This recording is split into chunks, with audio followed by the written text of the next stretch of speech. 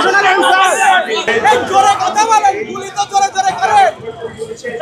রংপুরে যে ঘটনা, রংপুরের মেট্রোপলিটন পুলিশ এইখানে আসার আগে কথা বলছে, কথা বলে সেখানে একটা জিডি হচ্ছে, এই জিডির আসাম ওনার সাথে কথা বলছে, উনি আমাকে কথা দিচ্ছে যত দ্রুত সম্ভব সেই আসামিকে।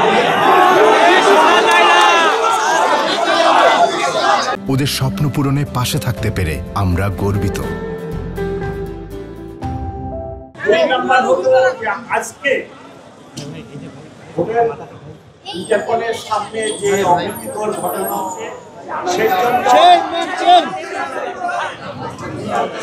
জোরে কথা বলেন, গুলি তো জোরে জোরে করে। অত্যন্ত দুঃখিত। ইন্টারপোলের সামনে যে অপ্রীতিকর ঘটনা হচ্ছে জোরে কথা বলেন, গুলি তো জোরে জোরে করে। অত্যন্ত দুঃখিত।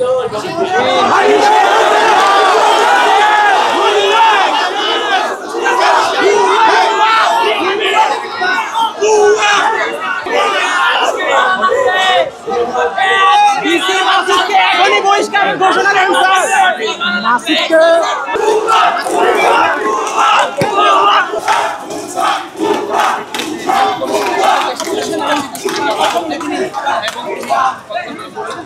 দর্শক, আলোচনা সম্পূর্ণ হওয়ার আগেই কিন্তু আমরা দেখতে পাচ্ছি যে শাহবাগ মোড় ত্যাগ করছেন ঢাকা মেট্রোপলিটন পুলিশের যে কমিশনার, তিনি আলোচনা কিন্তু সম্পূর্ণ করতে পারেনি। এর আগে কিন্তু শিক্ষার্থীদের যে রোষানলে পড়ে তিনি কিন্তু আমরা দেখতে পাচ্ছি শাহবাগ থানায় তিনি প্রবেশ করছেন। শিক্ষার্থীদের সাথে আলোচনা করার জন্য কিছুক্ষণ আগেই কিন্তু তিনি এখান থেকে শাহবাগ মোড়ে গিয়েছিলেন, সেখানে তিনি আলোচনা সম্পূর্ণ হওয়ার আগেই কিন্তু তিনি জায়গা তিনি ত্যাগ করেছেন। আমরা দেখতে পাচ্ছি যে শিক্ষার্থীরা কিন্তু তাকে উদ্দেশ্য করে তাকে ভুয়া ভুয়া স্লোগান দিচ্ছিলেন।